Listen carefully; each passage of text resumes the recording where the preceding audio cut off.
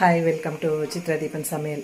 இன்றைக்கி பருப்பு சாதம் எப்படி செய்யறது டேஸ்டியாக சீக்கிரமாக அப்படின்றத பார்த்துடலாம். வாங்க வீடியோக்குள்ளே போகலாம். வாங்க சுவையான பருப்பு சாதம் எப்படி செய்யறதுன்னு பார்த்துடலாம். இன்றைக்கி பருப்பு சாதம் எப்படி செய்யறதுன்னு பார்க்க போகிறோம். 2 கரண்டி எண்ணெய் ஊற்றிக்கலாம். 2 ஸ்பூனு நெய் போட்டாச்சு.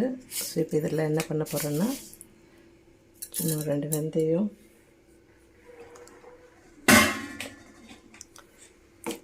அப்புறம் சின்ன ஸ்பூனில் சீரகம், அடுத்து பார்த்திங்கன்னா கடுகு போட்டாச்சு.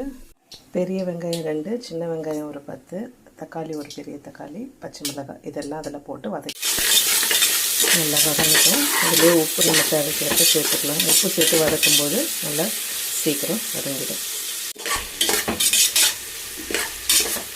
உப்பு சேர்த்து வச்சு நல்லா வதங்கிட்டோம். இதில் கூட 2 வரமிளகாய், கொஞ்சம் கருவேப்பிலை சேர்த்து அதையும் நல்லா வதக்கிக்கலாம். தக்காளி சேர்த்துடலாம். அப்புறம் இது கூட கொஞ்சம் மஞ்சத்தூள், அப்புறம் குழம்பு மிளகாத்தூள். ஓகேவா? ஏற்கனவே வரமிளகாவும் பச்சை மிளகாவும் சேர்த்துருக்கிறதுனால கொஞ்சமாக போட்டால் போதும். போட்டு நல்லா கலந்துக்கலாம். இதுக்கு பார்த்திங்கன்னா நான் அரிசி ஆழாக்குன்னு சொல்லுவாங்க இல்லைங்களா, இதில் ஒரு அழாக்கு அரிசி, அரை அழகு பருப்பு, துவரம் பருப்பு, ரெண்டுமே அரை மணி நேரம் சேர்த்து ஊற வச்சு கழுவி எடுத்து வச்சுருக்கேன்.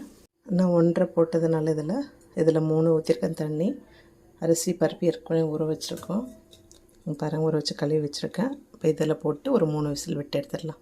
சூப்பரான பருப்பு சாதம் ரெடி ஆகிடுச்சு. ஜஸ்ட் ஒரு 3 விசில் விட்டோம்னா இந்த மாதிரி ரெடி ஆகிடும். பசங்களுக்கு இந்த மாதிரி லஞ்ச் பாக்ஸ் கொடுத்து விட்றதுக்கு ரொம்பவே நல்லாயிருக்கும். இதில் மேலே லைட்டாக கொத்தமல்லி தூவிக்கலாம்.